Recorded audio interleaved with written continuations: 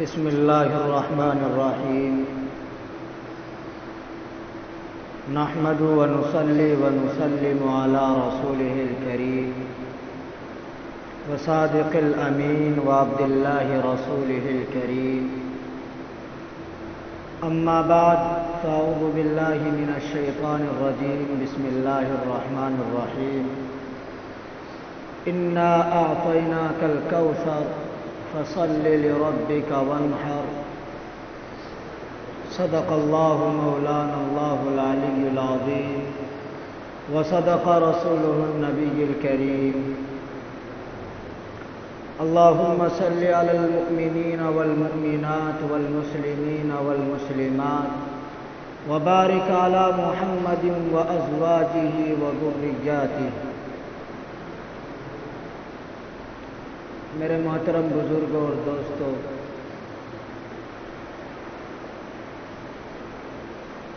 اللہ تبارک و تعالی کسی کو کسی چیز کے ذریعے آزماتا ہے. ہر موقع پر کچھ حالات دے کر بھیجتا ہے اور کبھی حالات سے نہیں. اسلام کے اندر جو مسلمانوں پر کچھ احکامات ضروری ہیں ان کے ذریعے الہ العالمین آزماتا ہے کہ میرے بندے حالات کو سمجھنے والے ہیں یا نہیں، حالات کا مقابلہ کرنے والے ہیں یا نہیں. اگر وہ حالات کا مقابلہ کرتے ہیں، حالات سے ٹکراتے ہیں، تو الہ العالمین اپنے احکامات اپنے بندوں پر نافذ کرتا ہے کہ دیکھو یہ بندہ ان حالات سے ٹکرایا کہ اب میری فرما برداری کرے گا یا نہیں کرے گا. بہت سارے مواقع ہیں اسی طرح سے. ایک موقع انہی میں سے یہ ہے جو ایام یہ چل رہے ہیں اور کچھ وقت کے بعد وہ ایام بھی شروع ہونے والے ہیں کہ الہ العالمین کو ان ایام کے اندر فرائض کے علاوہ جو واجبات ہیں، نوافل ہیں، مستحبات ہیں، ان میں سب سے زیادہ کوئی عمل الہ العالمین کو پسند ہے تو الہ العالمین کی بارگاہ میں قربانی پیش کرنا ہے. قربانی دو طرح کی ہوتی ہے کہ انسان کی بذات خود. ایک قربانی وہ ہے کہ جس کے ذریعے سے اسلام مسلمانوں کو مدد پہنچتی ہے، اسلام کو غلبہ حاصل ہوتا ہے. اور دوسری قربانی وہ ہے کہ جو الہ العالمین کے لیے دی جاتی ہے. اور دونوں قربانی ضروری ہے. اور جو ذکر قربانی کا کیا جا رہا ہے، میں نے آپ حضرات کے سامنے قرآن حکیم کی 2 آیتیں پڑھی. آیتیں چھوٹی ہیں لیکن انسانوں کے اندر جو انسانیت کا ٹکڑا ہے اس کو جگانے کے لیے، انسانوں کو اللہ کے احکامات پر آمادہ کرنے کے لیے وہ 2 آیتیں ایسی ہیں کہ اگر انسان ان کے اندر غور و فکر کر لے تو اپنی دنیاوی زندگی کے اندر گناہوں کو چھوڑ کر اللہ کی عبادت کرنے والا بن جائے. پہلی آیت کے اندر الہ العالمین نے ارشاد فرمایا انا اعطیناک الکوثر. کافروں نے، دشمنان اسلام نے آپ علیہ الصلاۃ والسلام کو ستایا، آپ کا جینا دشوار کیا، آپ کو طرح طرح کی سزائیں پہنچائی. آپ اگر مکہ المکرمہ کے اندر رہتے ہوئے بیت اللہ کے اندر عبادت کرتے تو دشمنان اسلام آپ کے گردنوں پر طرح طرح کی چیزیں رکھتے تاکہ آپ سجدے میں ہی رہیں اور نعوذ باللہ آپ اس دنیا سے رخصت ہو جائیں. اللہ تبارک و تعالیٰ نے ان سزاؤں کو دھتکارتے ہوئے اپنے حبیب کو پیارا جملہ ارشاد فرما کر کہا، اے حبیب آپ ان دشواری کو اٹھاتے رہیے، یقیناً ہم آپ کو ایک ایسا حوض کوثر عنایت فرمائیں گے کہ جس کے پینے سے کبھی بھی کل قیامت میں پیاس نہیں لگے گی۔ وہ قیامت کہ جس کا پس منظر بڑا خطرناک ہے، جس کی ہولناکیاں بڑے خطرناک ہے، انسان اپنے گناہوں کی نحوست سے اپنے گناہوں کے مطابق ڈوبا ہوا ہو اور سورج ہمارے گردنوں کے اوپر ہوگا۔ اس موقع پر جہاں پانی کا قطرہ انسان کو میسر نہیں ہوگا، اللہ کے حبیب جناب احمد مجتبی محمد مصطفیٰ صلی اللہ علیہ وسلم اپنی امت کو اس حوض کوثر سے پانی پلائیں گے۔ اور آگے کی آیت میں ارشاد فرمایا، فَصَلِّ لِرَبِّكَ وَانْحَرْ۔ مشرکین کے یہاں پر یہ تھا کہ وہ اپنے معبودین کے لیے اپنے ہاتھوں سے بنائے ہوئے پتھر کی مورتیوں کے لیے وہ قربانیاں کرتے تھے، ان کے لیے اپنے جانوروں کو ذبح کرتے تھے، اور وہ بیت اللہ کے اندر ناپاک عبادتیں کرتے تھے۔ تو اللہ تبارک و تعالیٰ نے اپنے حبیب کو ارشاد فرمایا، آپ اپنے رب کے لیے نماز پڑھیے اور قربانی کیجیے۔ وانحر، ایمان نے اس کی تفسیر میں لکھا ہے کہ اس آیت سے مراد عید الاضحیٰ کی ایک نماز اور عید الاضحیٰ کی قربانی ہے۔ جو ہم فجر کی نماز کے بعد اپنی عیدگاہ پر جا کر نماز پڑھتے ہیں، جو قرآن حکیم کے اندر یہ ذکر فرمایا، اس آیت سے مراد وہ نماز ہے۔ اور بہت سے علماء نے، فقہاء نے اس آیت کے تحت بہت ساری تفسیریں کی ہیں، اپنی دلائل پیش کیے ہیں، لیکن بتلانا یہ مقصود ہے کہ قربانی اللہ کی بارگاہ میں کرنا ہمارے لیے تو بہتر ہے، لیکن اللہ کو اتنی پسند ہے کہ اللہ تبارک و تعالی ان ایام کے اندر ان عبادتوں کے علاوہ جو دوسری نفلی اور مستحبات عبادتیں ہیں ان کو اتنا پسند نہیں فرماتا جتنی اس عبادت کو پسند فرماتا۔ تو اس لیے ہم یہ ایام آ رہے ہیں، ہم ان کی قدردانی کریں اور ان قربانیوں کو صرف محض گوشت کے لیے نہ کریں۔ ہمارا ضمیر یہ نہ کہے کہ ہمارے محلے کے اندر، ہمارے پڑوس میں قربانی ہو رہی ہے، ہمارے رشتہ داروں کے اندر قربانی ہو رہی ہے، وہاں پر گوشت کا استعمال کیا جائے گا، لیکن ہمارے بچے، ہمارے گھر والے دوسروں کے منہ دیکھیں گے ہم اس محض سے قربانی کریں۔ میرے بھائیو، یہ نیت کرنا پوری قربانی پر پانی پھیرنا۔ اس لیے قربانی صرف اللہ کی رضا کے لیے ہونی چاہیے۔ اور دوسری بات، ہم قربانی کرتے ہیں، ہم حصے کرتے ہیں، اتنی وسعت نہیں ہوتی کہ ہم اپنا الگ جانور خریدیں، تو ہم ایک حصہ لے لیتے ہیں۔ اس میں فقہاء کرام نے لکھا ہے کہ اگر ایک جانور، بڑے جانور کے اندر 7 حصے ہوئے، ان 7 حصوں کے اندر آپ کو معلوم ہوا کہ حصے کے اندر جو پیسہ لگایا گیا ہے وہ مشتبہ ہے، وہ حرام کا پیسہ ہے، تو 7 کی 7 قربانیاں غرق ہو گئی، پانی میں گئی، کسی کی جانب سے قربانی قبول نہیں۔ چاہے کوئی یہ کہے کہ میرا پیسہ اچھی کمائی کا ہے، محنت کی کمائی کا ہے، لیکن جس ساتھی کو آپ نے اپنے اس حصے کے اندر شریک کیا ہے اس کا پیسہ حرام کا ہے، اسی کی بنیاد پر 7 کی 7 قربانیاں بیکار ہیں۔ اور اسی طرح سے 7 قربانیاں کی، لیکن ہمارے دل مطمئن نہیں ہے۔ ہمیں چاہیے، ہمارا دل یہ چاہتا ہے کہ یہاں کا گوشت ہمیں چاہیے، اس جانور کا فلاں عضو ہمیں چاہیے۔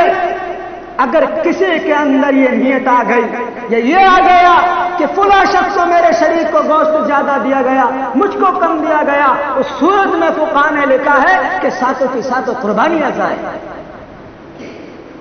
ساتوں کی ساتوں قربانی آ جائے۔ بہت سارے مسائل گزشتہ موقعوں پہ بھی آپ کے سامنے آئے ہوئے ہوں گے، لیکن بتلانا یہ ہے کہ ان قربانیوں کے ذریعے ہم اپنی نیت کو گوشت کی نہ بنائیں۔ قربانی کے ذریعے صرف اللہ کو راضی کرنا مقصد ہمارا ہونا چاہیے، صرف اللہ کو راضی کرنا ہمارا مقصد ہے۔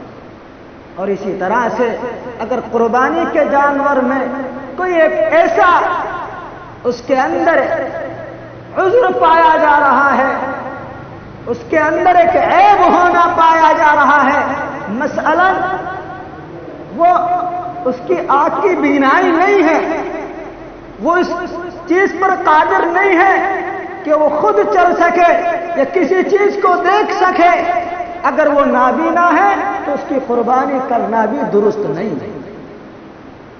اسی طرح سے اگر کسی کے سینگ پیدائشی یا اس کے عیبدار ہونے کی وجہ سے اس دنیا کے اندر اس کے سینگ کو کاٹ دیا گیا ہو، لیکن اس میں کوئی زخم یا اس کو کوئی پریشانی نہیں ہو رہی ہو، تو اس صورت میں قربانی جائز ہے۔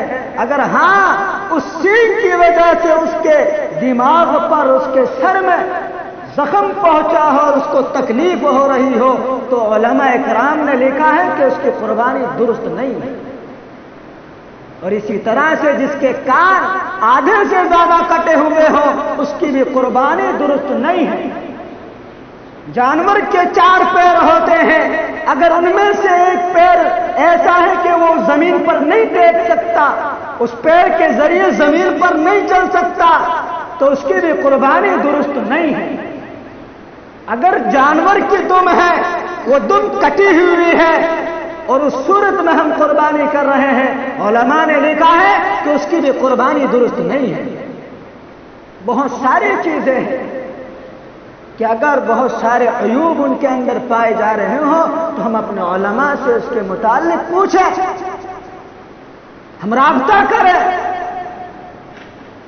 کہ ہمارے اوپر قربانی کا ہمارے پاس قربانی کا جانور ہے، ہم نے قربانی کا جانور خریدا ہے، یہ ہے اس میں یہ کمی ہے کہ اس قربانی کے جانور میں جو ہم قربانی کریں گے تو کیا اس قربانی یہ ہمارے لیے صحیح ہوگی؟ بہرحال یہ جانور کے متعلق مسئلہ رہے۔ اب مسئلہ ہے اس بات کا کہ جب ایام قربانی شروع ہو جاتے ہیں، ہم قربانی کرتے ہیں، تو ہم چھوٹے چھوٹے بچوں سے جو ابھی بسم اللہ اور اللہ کے صفاتی نام، اللہ کے حمد و ثنا پر ابھی قادر نہیں ہوتے ہیں، ان سے چھری چلوانا چاہتے ہیں۔ علماء نے لکھا ہے چھری چلانے میں کوئی حرج نہیں ہے، لیکن یہ پسندیدہ نہیں ہے۔ قربانی اسی کو کرنی چاہیے کہ جس پر واجب ہو۔ فلاں شخص پر اگر واجب ہے، گھر میں عورتوں پر واجب ہے، تو عورتوں کو چاہیے کہ وہ قربانی کرے، وہ اپنے جانور کو ذبح کرے۔ اگر کسی مرد پر ہے تو مرد اس کو حلال کرے، اور اگر یہ نہیں کر سکتا تو کم سے کم خود موجود رہے اور دوسروں سے کرائے، لیکن خود موجود رہے۔ اور اسی طرح سے جو ذبح کرے، علماء کرام نے لکھا کہ فلاں شخص پر قربانی واجب ہے لیکن وہ نہیں کر رہا، وہ جانور کو ذبح نہیں کر رہا، دوسرے سے کرا رہا ہے، کہ خود نے تو بسم اللہ پڑھی لیکن اس نے جو ذبح کر رہا ہے اس نے بسم اللہ نہیں پڑھی یا اللہ کا ذکر نہیں کیا، تو وہ جانور جو ذبح کیا گیا ہے وہ مسلمانوں کے لیے حلال نہیں ہے۔ اور اگر جان بوجھ کر اس کو چھوڑ دیا گیا کہ ہم نہیں پڑھتے تو وہ جائز نہیں ہوگا۔ یہ اسی طرح سے ہمارے رشتہ داروں میں یا ہماری جانکاری میں کوئی ایسا ہے کہ جو اسلام کو نہیں جانتا، وہ اسلام کا باغی ہے، وہ اسلام کا دشمن ہے، وہ کافر ہے، اگر ہم اس سے قربانی کراتے ہیں تو یہ بھی درست نہیں ہے، چاہے کتنے بسم اللہ اس پر پڑھ لی جائے یہ بھی حلال نہیں ہوگا۔ تو اس چیزوں کا، تمام چیزوں کا ہم ایام کے اندر خیال رکھیں۔ رہا مسئلہ یہ کہ قربانی کا گوشت کا کیا کیا جائے، تو علماء نے اس کی تفصیل لکھی ہے کہ 3 جگہ تقسیم کیا جائے۔ ایک غریبوں کا، کہ اس حصے کو غریبوں میں تقسیم کر دیا جائے، دوسرا حصہ اپنے قریبی رشتہ داروں کا، پڑوسیوں کا، اپنے احباب کا، اپنے جاننے والوں کا، ان کو اس میں استعمال کیا جائے، تیسرا حصہ اس کو اپنے لیے استعمال کیا جائے، اپنے لیے اس کو بنایا جائے اور خود اس کو استعمال کیا جائے۔ اور علماء نے یہ لکھا کہ اگر اس کے یہاں معاملہ یہ ہے جیسے آج کے دور میں ہوتا ہے کہ ان ایام سے پہلے گھر گھر دعوتیں شروع ہو جاتی ہیں، جیسے خوشی کے موقع پر، شادی کے موقع پر دعوتیں ہوتی ہیں، اسی طرح سے اس موقع پر بھی دعوتیں شروع ہو جاتی ہیں۔ اگر ہاں مہمان زیادہ آ جائیں تو پورا گوشت استعمال کرنے کی اجازت ہے، اور اگر چاہے کہ پورا گوشت وہ صدقہ کر دے تو اس کی بھی اجازت ہے۔ تینوں راستے آپ حضرات کے سامنے، جو چاہے آپ اختیار کریں، لیکن صرف مقصد یہی ہونا چاہیے کہ ہم اس قربانی سے، اس خون بہانے سے جو ہمارا مقصد ہے وہ اللہ کو راضی کرنا ہے۔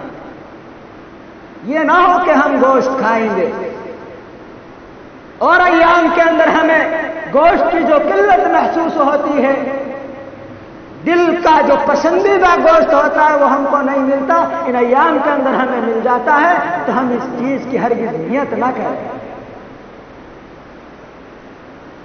تو یہ ہے قربانی کے لیے کچھ اہم مسائل کہ ہم ان کو اپنی زندگیوں میں لائیں، ان کو سیکھیں، جو معلوم نہ ہو ہم علماء سے پوچھیں، اپنے قریبی رشتہ داروں میں جو علماء ہوں ان سے پوچھیں، اگر وہاں نہ ہو تو دور جائیں، بہرحال ان مسائل کے متعلق ہم اپنے علماء سے پوچھیں۔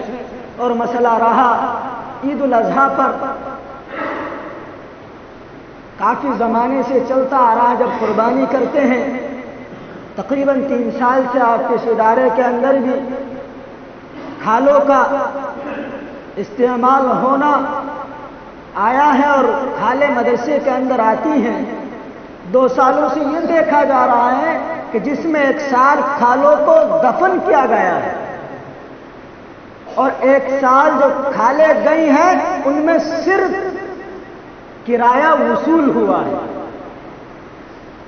تو اس میں بہت ساری چیزیں ہیں، البتہ وہ چیز وہ ہم سے لیتے ہیں بہت سستی، اور ان کا استعمال اسی طرح ہے۔